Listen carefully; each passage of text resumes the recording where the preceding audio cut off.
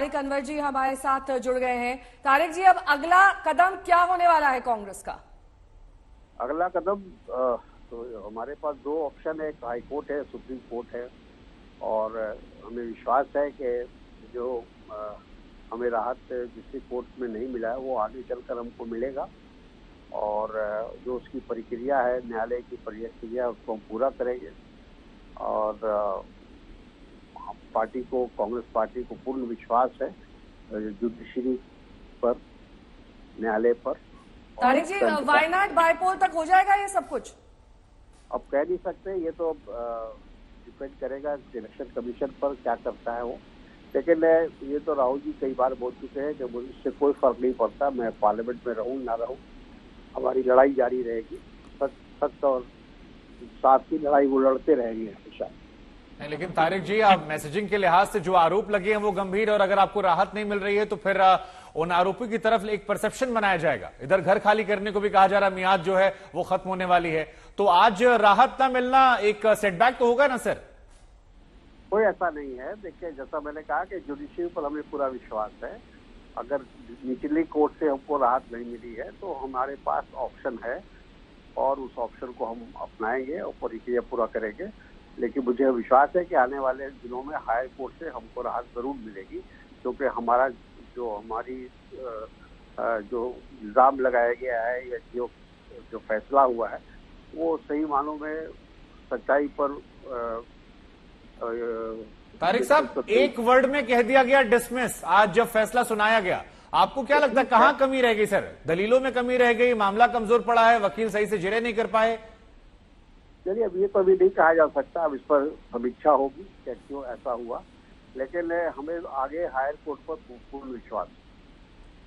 बहुत बहुत शुक्रिया। तारिक अनवर जी हमारे साथ जुड़े हुए थे, कांग्रेस के वरिष्ठ नेता, जानकारी दे रहे थे कि आगे लंबी लड़ाई जारी रखेंगे राहुल गांधी, ये कोई सेटबैक नहीं है कांग्रेस के लिए। और इसी खबर पर हमारे साथ बीजेपी के प्रवक्ता नलिन कोहली जुड़े हैं। नलिन कोहली जी, सेशन कोर्ट में सजा पर रोक की अर्जी जो थी उसे डिसमिस कहकर खारिज कर दिया गया, इस पर पहला रिएक्शन क्या है आप लोगों का? देखिए, एक वकील होते हुए इसको मैं बड़े साधारण रूप से देखता हूं, इसमें कोई राजनीतिक बात नहीं है।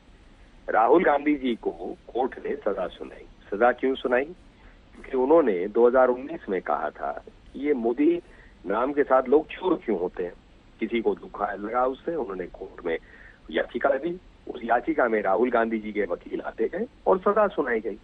सजा 2 साल की सुनाई गई। 2 साल की सजा सुनाई गई तो सेक्शन 8(3 जो रिप्रेजेंटेशन ऑफ पीपल्स एक्ट है उसके तहत वो डिस्क्वालीफाई हो गए।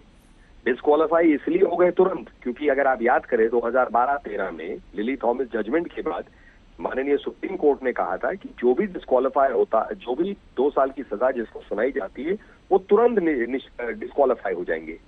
तो सेक्शन 8(4 में पहले कहा जाता था कि 3 महीने का समय देंगे। तो मनमोहन जी की सरकार ने उस समय कोर्ट के आदेश के बाद एक कोशिश की थी ऑर्डिनेंस लाने के लिए, लेकिन राहुल गांधी जी ने उसे फाड़ के कूड़े के डब्बे में फेंक दिया। अब 30-32 ऐसे लोग हैं जो तुरंत जो है डिस्क्वालीफाई हो गए। राहुल गांधी जी जब डिस्क्वालीफाई हो गए तो तुरंत उनको कोर्ट ने बेल पे छोड़ दिया ताकि सजा ना उनको तुरंत भुगतना पड़े और उससे ऊपर वाले कोर्ट में जाए।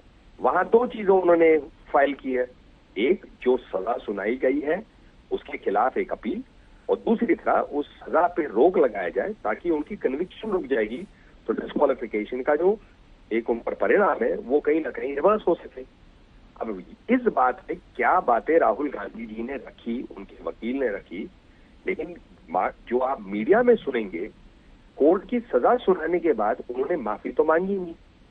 उस वाक्य के साथ वो खड़े हुए हैं, वो कहते हैं कि सत्य की लड़ाई है, ये मैं देश हित की लड़ाई लड़ रहा हूं। कैसे ये देश हित की लड़ाई है? किसी को आप कहेंगे मोदी आपका नाम है और आप सारे चोर हैं, और फिर आप कहते हैं मैं सावरकर नहीं हूं, मैं माफी नहीं मांगूंगा।